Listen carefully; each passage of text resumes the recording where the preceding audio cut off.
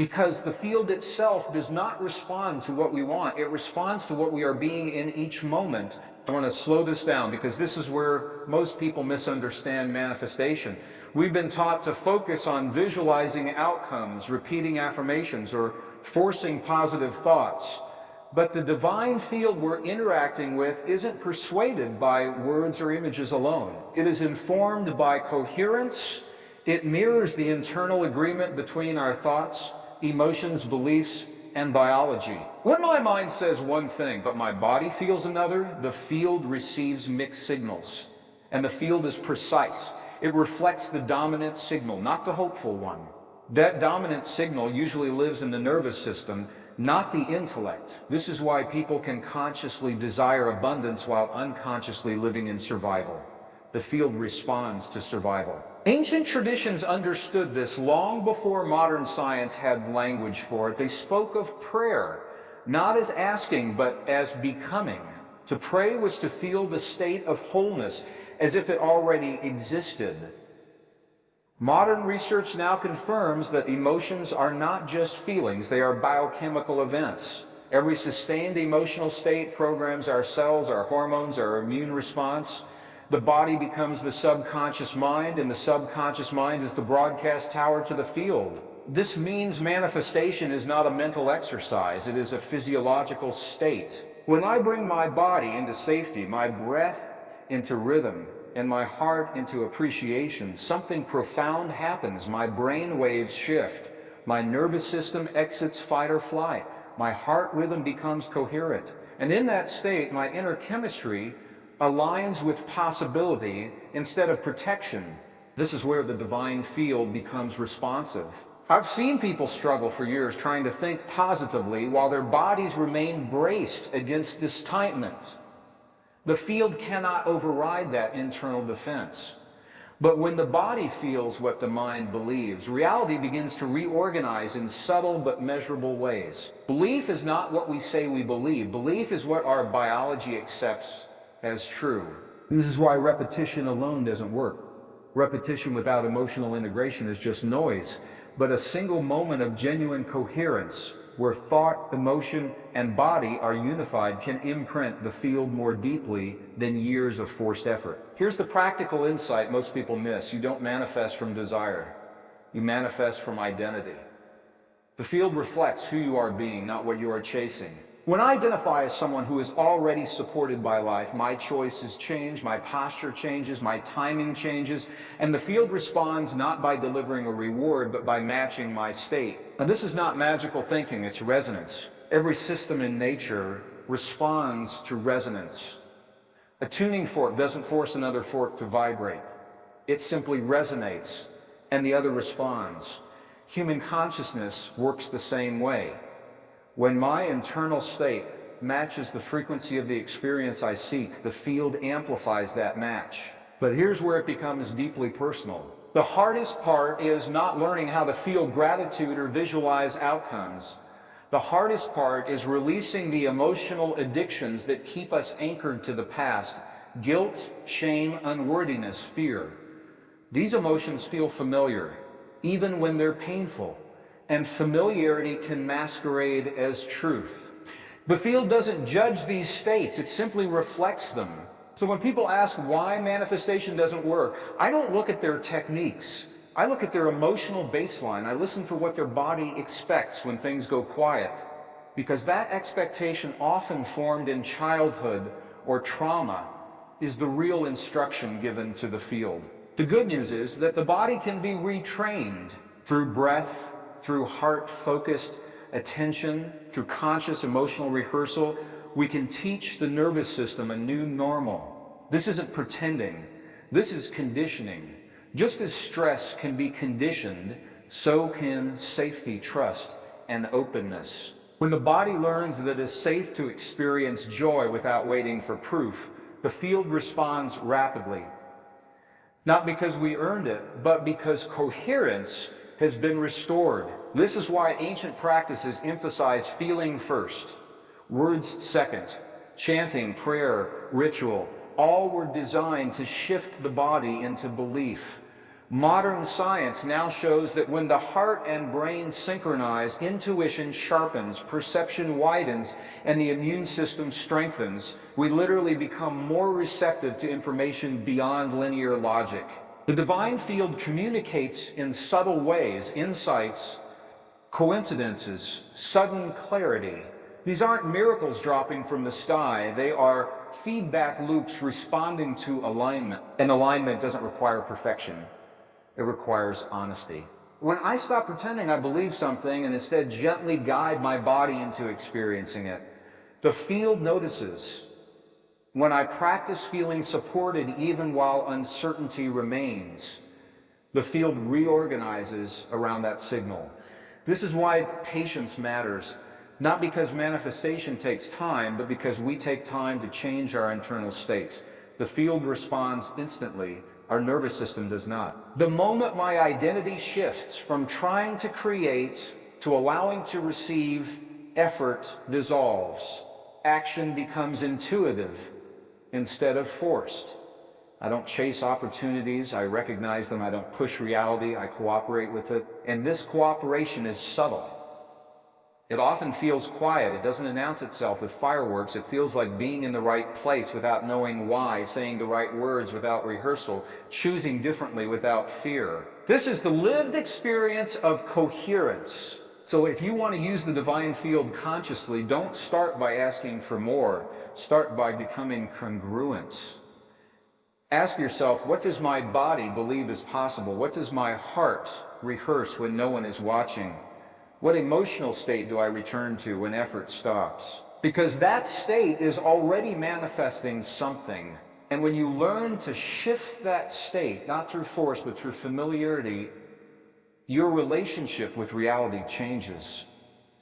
The field no longer feels distant or mysterious. It feels intimate, responsive, like a mirror that has been waiting for you to recognize that it has always been reflecting you. And once you experience that recognition, once you feel how effortlessly the field responds to coherence, you begin to understand that manifestation is not about controlling outcomes, but about stabilizing an inner state so consistently that the outer world has no choice but to reorganize around it. Because the field, like nature itself, cannot help but respond to a signal that is clear, embodied, and sustained. And when that signal becomes your default, you start to notice that what used to feel impossible begins to appear, not as a sudden miracle, but as a series of quiet openings that invite you to step forward before your mind even has time to question whether you deserve them or whether they will last.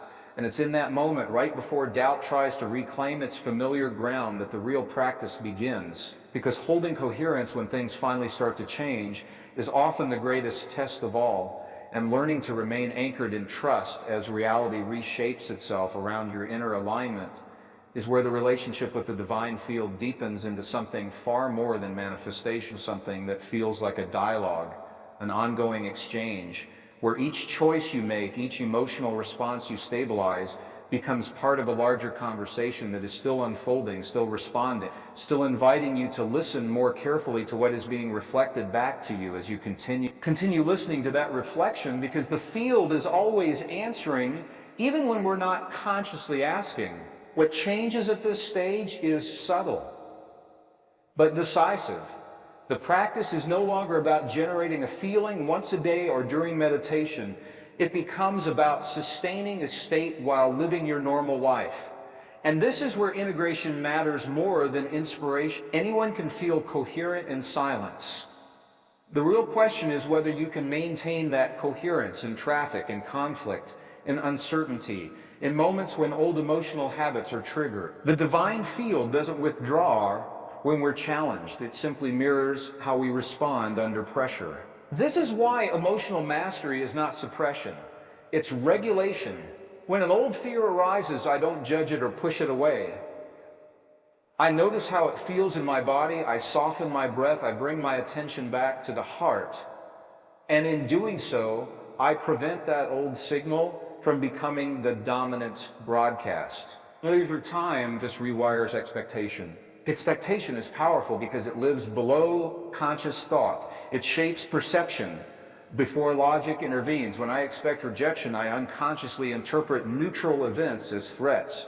When I expect support, I notice opportunities that were always there, but previously invisible. The field hasn't changed.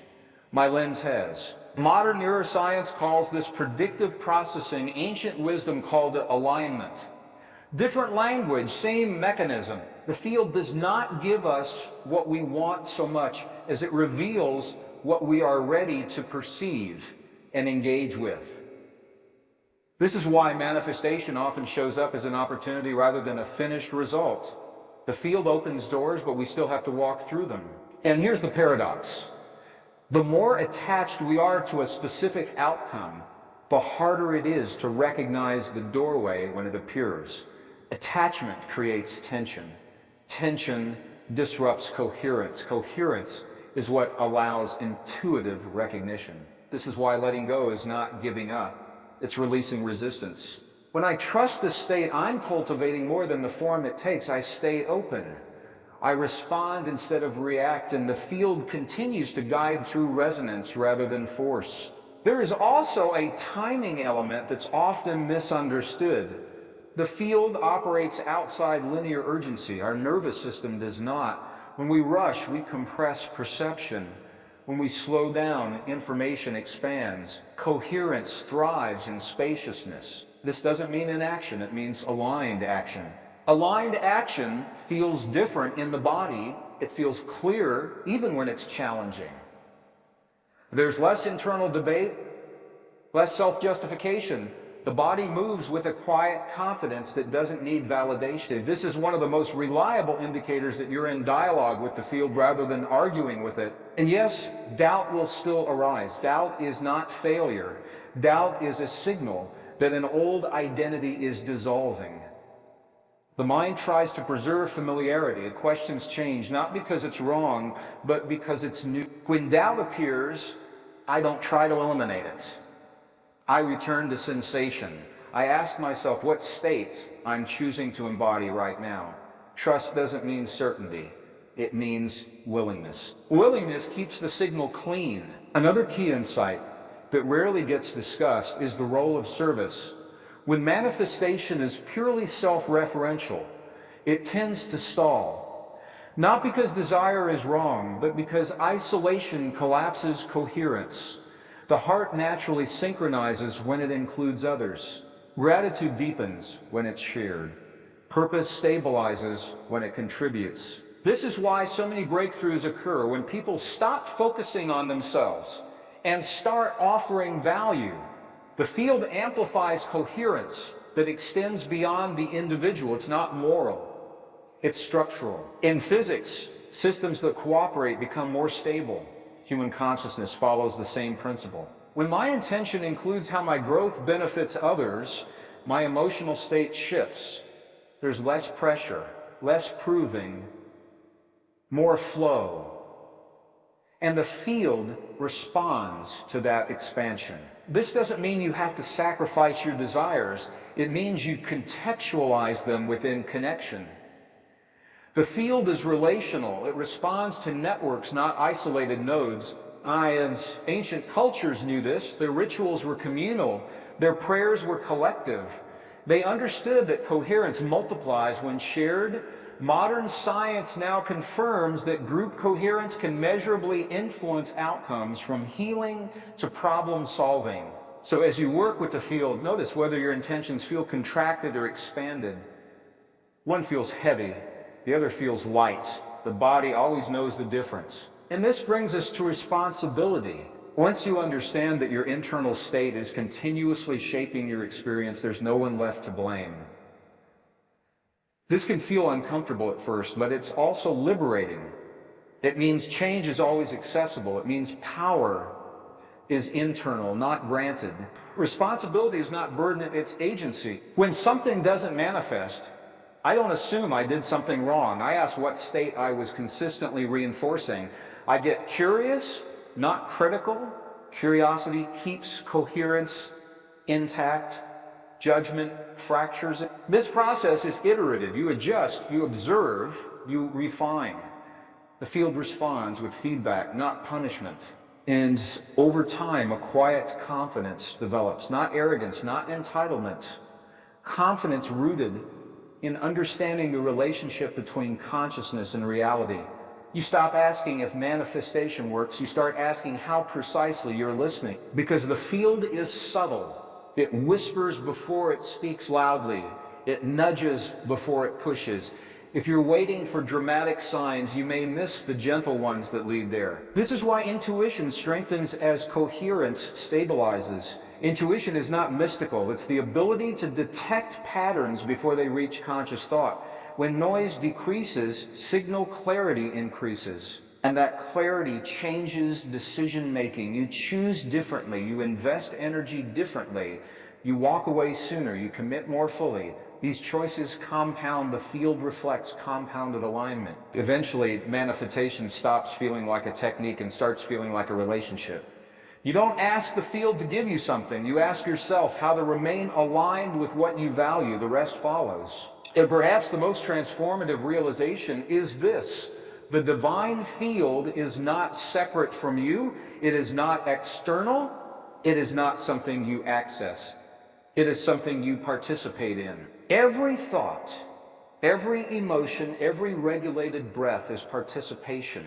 So the practice becomes less about doing and more about remembering how it feels to be coherent, remembering how it feels to trust without proof, remembering that your biology is not a limitation but a translator between consciousness and experience. And when you remember consistently enough, the field responds consistently enough that life begins to feel guided rather than random, meaningful rather than mechanical.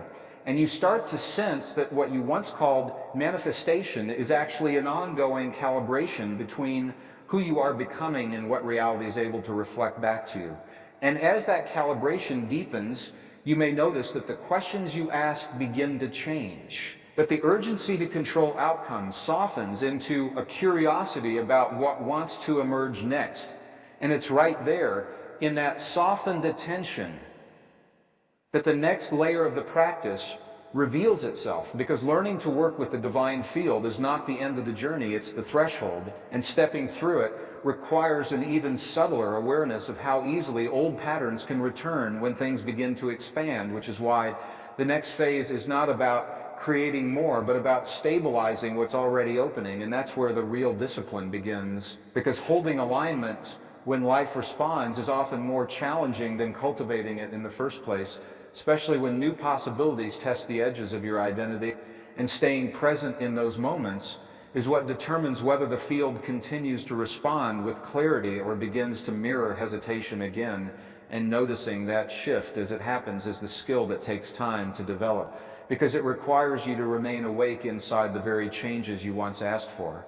And that awareness, once cultivated, starts to reveal patterns you may not have seen before, patterns that suggest the field has been preparing you longer than you realize. And recognizing those patterns is where the understanding deepens even further, because it invites you to question not just how you manifest, but why certain desires arise at specific moments, and what larger intelligence might be coordinating those impulses in ways that your conscious mind is only beginning to perceive.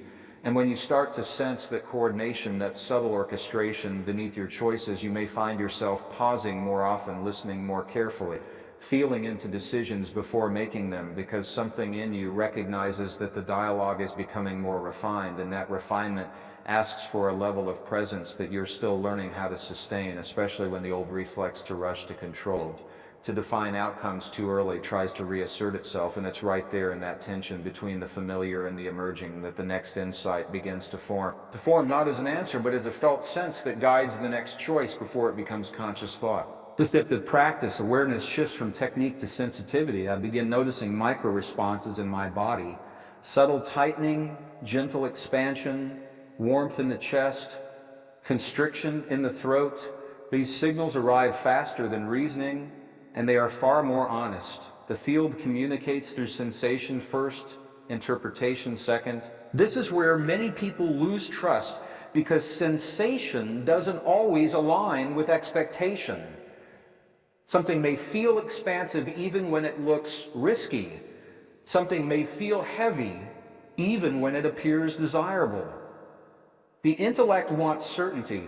The body wants coherence. Learning to listen to the body without surrendering discernment is an art. What I've learned is that coherence feels calm, not euphoric. It doesn't rush. It doesn't demand immediate action. There is a quiet steadiness to it, like standing on solid ground. When excitement carries tension, the body knows. When fear disguises itself as logic, the body knows. The divine field responds most clearly when I honor that knowing. This requires slowing down internal reactions. Speed amplifies noise, stillness amplifies signal. In ancient practices, stillness was not inactivity. It was receptivity. The nervous system had to be quiet enough to receive information beyond habit. Today, our constant stimulation makes that difficult, but not impossible. Even brief moments of genuine presence can recalibrate the signal. This is why consistency matters more than duration.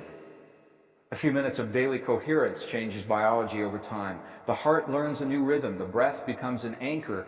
The mind becomes less reactive. These changes accumulate invisibly until one day they become obvious.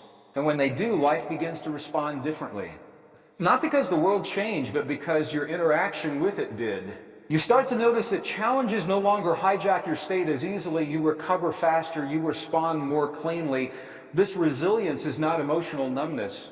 It's emotional literacy.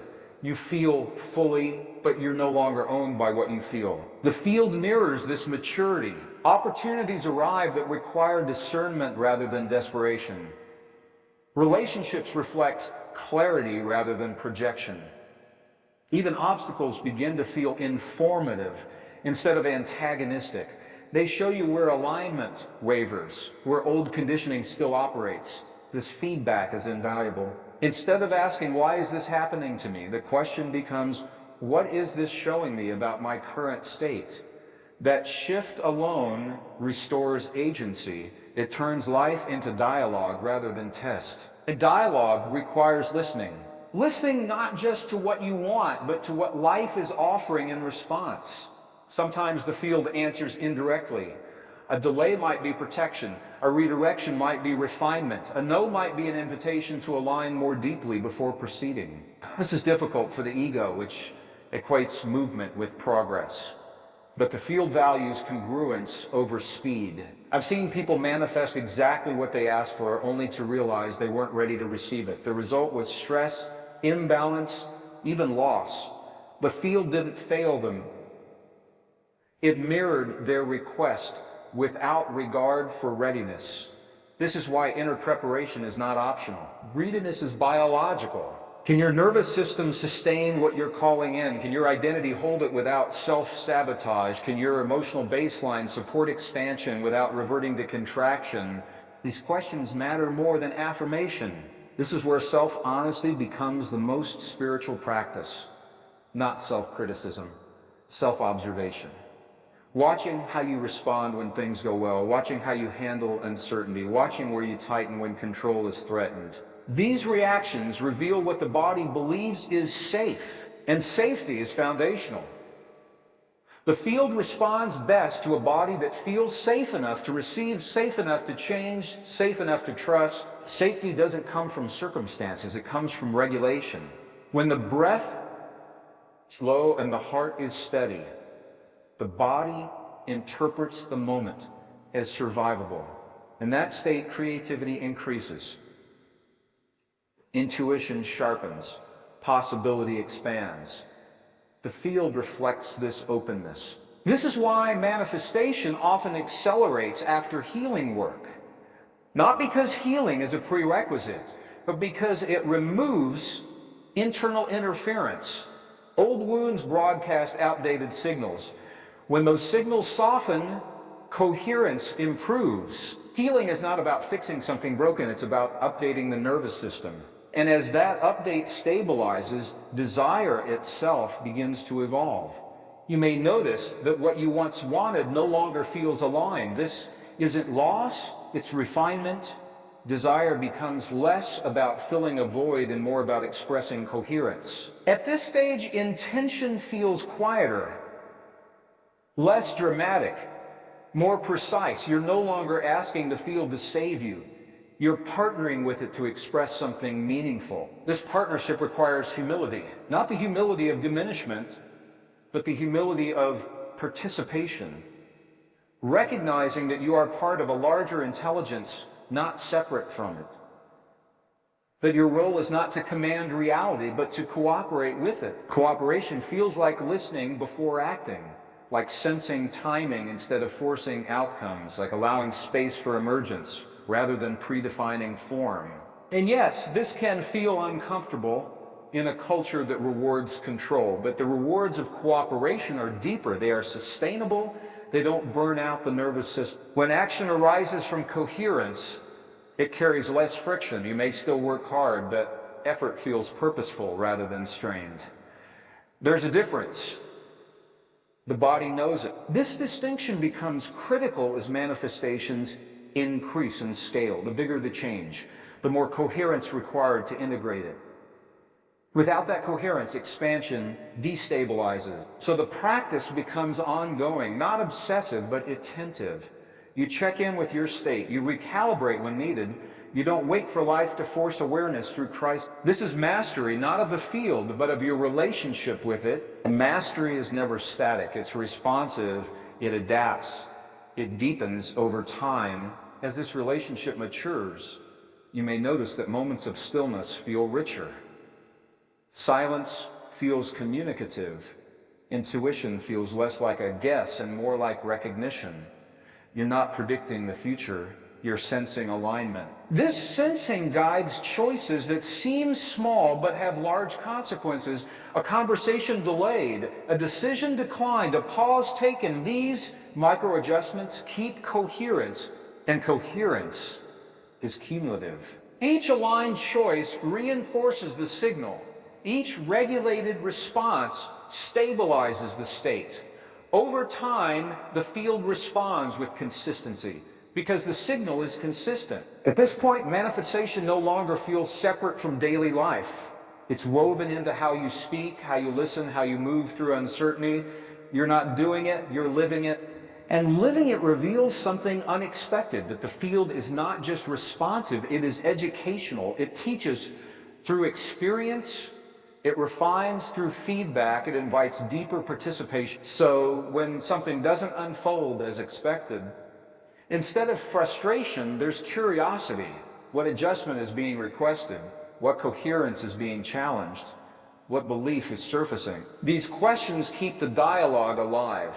And the dialogue keeps evolving, because the more you listen, the more nuanced the communication becomes. What once felt like coincidence now feels patterned. What once felt random now feels contextual. You begin to sense threads connecting experiences across time. This doesn't mean everything is predestined. It means coherence creates pathways, and pathways invite movement. As you continue, you may find that your role shifts again, not just as a participant, but as a stabilizer. Your coherence affects others. Your regulation influences environments. This isn't mystical superiority. It's biological entrainment. Systems synchronize. When you hold a steady state, others feel it. Conversations soften. Tension reduces. Possibility expands. The field operates through network. This realization carries responsibility, but also purpose. Your inner work is no longer just personal. It contributes to collective coherence, even in small ways. And that contribution matters because the field is not abstract, it's relational. It responds to patterns of interaction. Each regulated nervous system adds stability to the whole. So the question evolves again, not what can I manifest, but what state am I offering? Not how do I get more, but how do I remain aligned? And staying aligned requires ongoing attention, especially as life responds, because expansion tests identity, new opportunities test boundaries.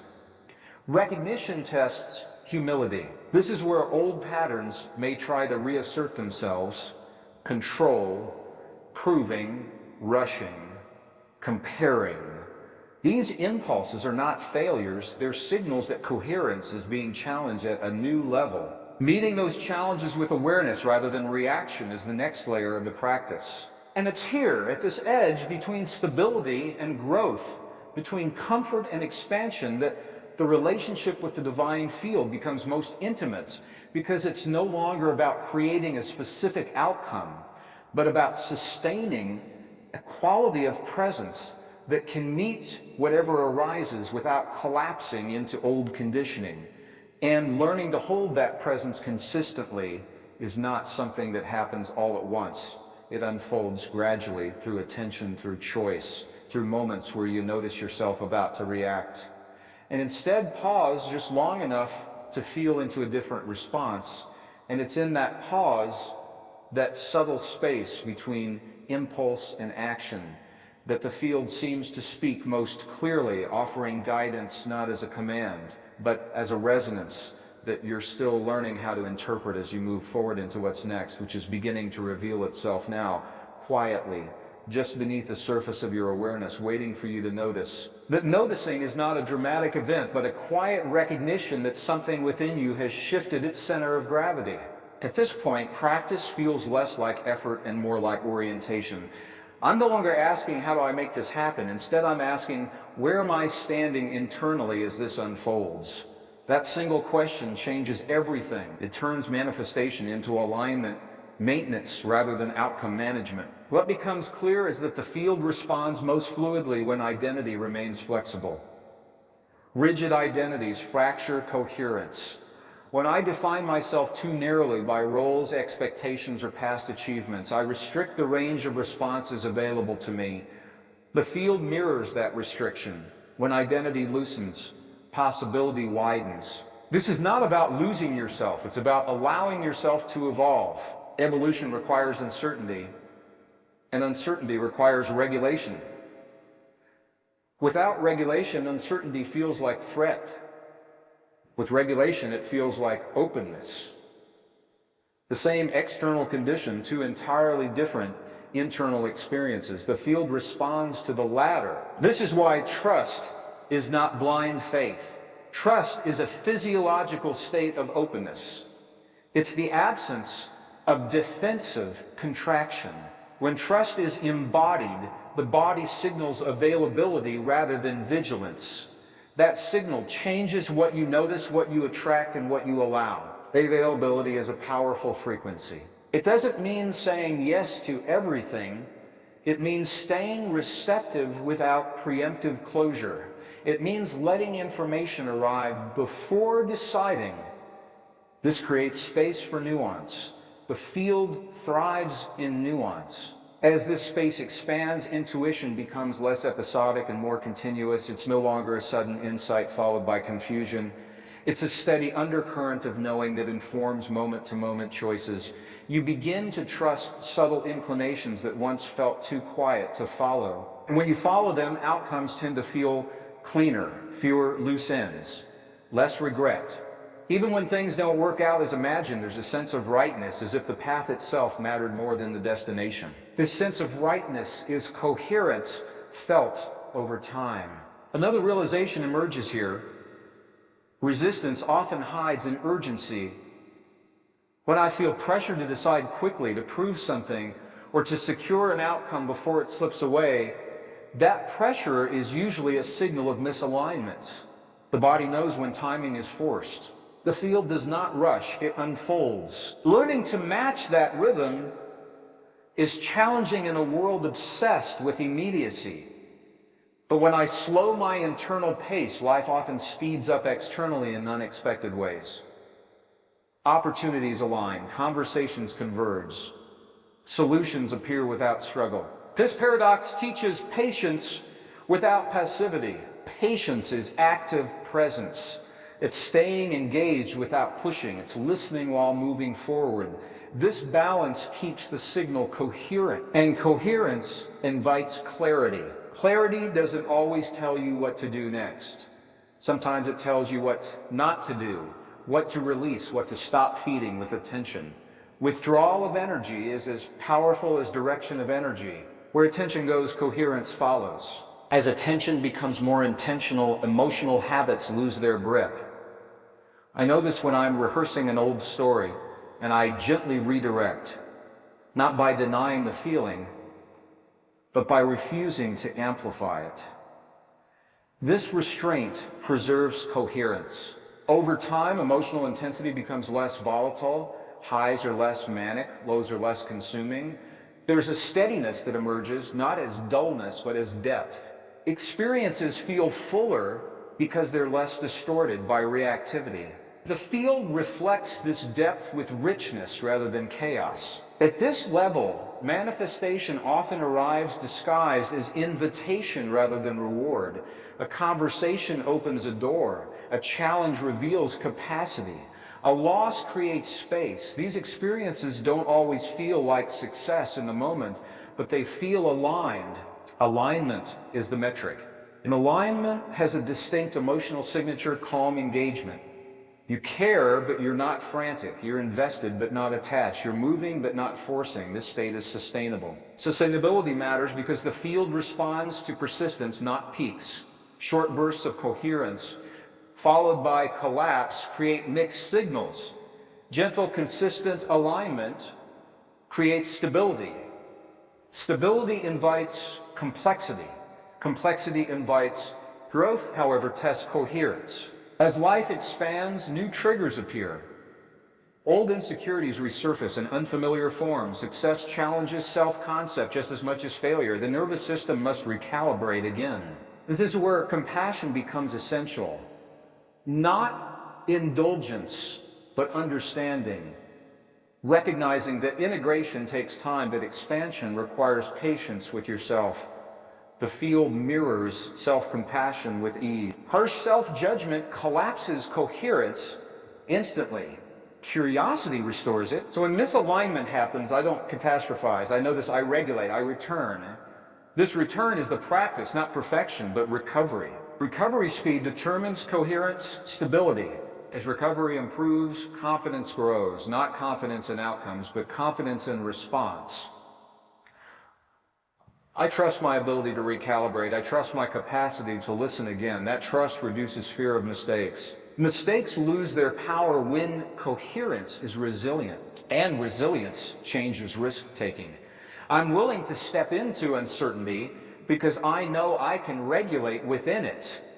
This willingness opens pathways that caution alone would never allow. The field responds to courage that's grounded, not reckless. Grounded courage feels steady. It doesn't announce itself. It moves quietly into new territory. As this becomes habitual, life begins to feel participatory rather than adversarial. Problems become puzzles. Delays become data. Even discomfort carries information. Information is neutral. Interpretation creates experience. When interpretation arises from coherence, experience feels meaningful. Even when it's challenging, there's a sense of being included in something larger than personal preference. This inclusion deepens humility. Not the humility of smallness, but of belonging. Recognizing that your intentions are woven into a broader pattern. That what unfolds serves multiple layers, not just individual desire. This realization softens control further. Control gives way to collaboration. Collaboration invites creativity. Creativity feels alive. The field mirrors aliveness with synchronicity. Synchronicity, however, is not a guarantee. It's an invitation to stay attentive. When you notice it, coherence strengthens. When you dismiss it, the signal weakens. Attention trains perception. Perception shapes reality. This loop becomes increasingly apparent. Thought influences feeling. Feeling influences biology. Biology influences perception. Perception influences choice. Choice influences environment. Environment feeds back into thought. The field exists within this loop, not outside it. Understanding this dissolves the illusion of separation. There is no out there responding to in here. There is one system interacting with itself through consciousness. This understanding is stabilizing. It removes desperation. It removes superstition. It replaces hope with participation.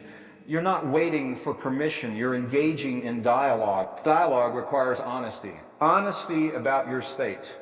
Honesty about your motives. Honesty about your capacity. When honesty is present, coherence follows naturally. And coherence simplifies decisions. When faced with options, I no longer analyze endlessly. I feel for resonance. Which option allows my body to remain regulated? Which one preserves integrity? Which one aligns with the state I'm cultivating? These questions bypass confusion. As this becomes second nature, life begins to organize around clarity rather than conflict. Not because conflict disappears, but because it no longer dominates. Dominance shifts from reaction to awareness. Awareness doesn't eliminate challenge, it contextualizes it. And in that context, the divine field feels less like a force to manipulate and more like a medium through which experience unfolds. You stop trying to bend it. You learn to move with it. Movement with the field feels rhythmic. It has pauses. It has surges. It respects cycles. Rest becomes as important as action. Ignoring cycles collapses coherence. Honoring them sustains it. This is why rest is not withdrawal. It's integration. Without integration, expansion destabilizes. The body needs time to assimilate new states. Assimilation stabilizes identity. Identity stability allows further expansion. This rhythm repeats. And as it does, the practice becomes quieter, less conceptual, more embodied.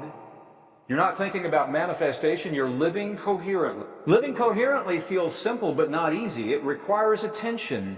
It requires choice. It requires presence in moments when old habits would prefer automation. But each time you choose presence, coherence strengthens. And with strengthened coherence, the field continues to respond in ways that feel increasingly precise, in ways that feel increasingly precise, increasingly intimate, as if the conversation is narrowing in on subtler nuances of what alignment really means for you specifically, and that specificity begins to matter more than generalized principles because your relationship with the field is becoming uniquely tailored to your nervous system, your history, your values, and your capacity, and sensing that tailoring invites a deeper level of listening, one that goes beyond concepts and techniques into a felt awareness that you're still learning to trust.